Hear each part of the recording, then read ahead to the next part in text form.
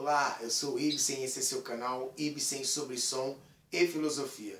O assunto de hoje é filosofia política. É isso aí, mas antes de falar sobre filosofia política, eu queria aqui mandar um salve para Janaína, foi minha aluna no ano passado no Américo Brasiliense. Um salve aqui para Tayane, que já estudou comigo, já foi minha aluna há alguns anos no Colégio Moriá. E para a galera do terceiro A do Américo Brasiliense, rapaziada aí que sempre tem prestigiado os meus vídeos. Um salve para vocês, está mandado conforme prometido. Vamos lá, filosofia política. Filosofia política trata das relações de poder que existe entre os seres humanos.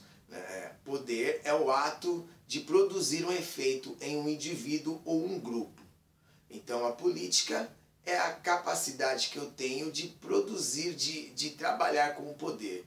São as relações de poder que existem entre as pessoas. Existem relações de poder no namoro, no casamento, na religião, em várias áreas. Mas a área que a filosofia política vai refletir mais é sobre a questão da relação Estado e indivíduo, ou Estado e grupo ou comunidade de indivíduos.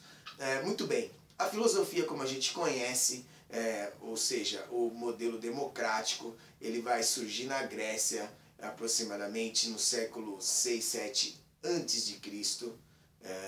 E antes desse modelo que nós conhecemos como democracia, a politeia grega, nós temos o que nós podemos chamar de governos teocráticos, monárquicos e aristocráticos. Teocráticos são governos em que o representante é o próprio Deus, ou um intermediário entre Deus e os homens. A gente vai ver esse modelo no Antigo Egito, a gente vai ver esse modelo entre os hebreus, ou seja, entre o povo de Israel. A gente vai ver esse modelo entre os babilônicos. Então a gente vai ver a teocracia em vários momentos da Idade Antiga, né? A gente também tem a monarquia, que é o governo hereditário, onde o filho assume o poder, depois o filho do filho, o que também não deixa de ter aí uma relação com o governo teocrático. E o governo aristocrático, aristo no grego quer dizer os melhores, são governos que têm como característica pessoas carismáticas, pessoas que por algum motivo têm uma ascensão sobre as outras em uma certa comunidade, em um certo reino, em um certo país. Beleza? Então, vamos falar aqui do governo democrático, que é o governo grego. Platão e Aristóteles, que nos interessam porque nós estamos falando de filosofia política, vão falar a respeito da democracia. Os dois têm em comum, assim, uma certa resistência à democracia. Platão muito mais, porque Platão presenciou Sócrates sendo condenado por conta de um movimento democrático, ou seja, é uma assembleia, né, de notáveis, de pessoas de Atenas que se reuniram e condenaram Sócrates à morte. Sendo assim, Platão entende que a democracia é um sistema corrompido, porque ele vai favorecer os que têm mais poder e favorecer aqueles que têm a capacidade retórica, ou seja, de convencimento da oratória. Por isso, então, Platão vai pensar num modelo de governo que ele chama de governo organicista. É um governo baseado na estrutura do corpo humano e da alma. Veja bem, um corpo é feito de cérebro, de tronco, ventre e membros. Platão vai se ater à questão do cérebro, tronco e o ventre. O ventre é onde se processam todos os alimentos e as vitaminas vão para o sangue, que são levadas ao cérebro, e o cérebro vai fazer essa distribuição de maneira justa, de maneira necessária. Platão pensou num governo da mesma forma, onde as pessoas tivessem funções determinadas pelas suas virtudes, pelas suas aptidões inatas, e essas aptidões seriam determinadas por um processo educacional e de avaliações. Então as pessoas que tivessem mais capacidade para as questões relacionadas à defesa, à luta, que fossem mais corajosas, seriam os soldados. As pessoas com mais capacidade de intelectual, os filósofos, seriam os governantes. E Platão pensava num rei filósofo com mais de 50 anos, e os trabalhadores, aqueles que tivessem menos aptidões intelectuais, seriam os artesãos, para Platão, os músicos, os agricultores, seriam aqueles que iriam produzir a riqueza que seria mandada para o rei filósofo, e o rei filósofo distribuiria isso de forma justa e visando o bem comum.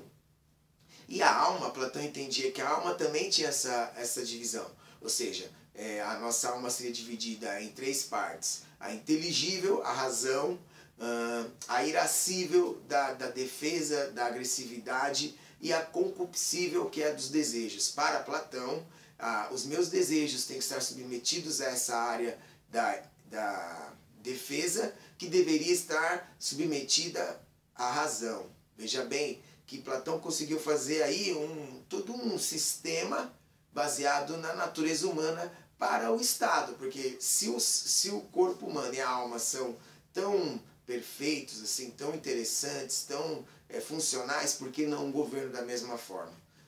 Tranquilo aí, Platão? Vamos para Aristóteles. Aristóteles foi aluno de Platão. Então, se a gente tem lá Aristóteles, Platão e Sócrates, né? Essa tríade aí de filósofos bem interessantes na antiguidade. Aristóteles foi aluno de Platão, estudou na academia de Platão, depois montou a sua escola, e ele entendia de uma forma diferente. Um governo deveria ter uma hierarquia como uma família, né? Hierarquia e leis que fossem adequadas, leis que visassem o bem comum, a justiça e a felicidade.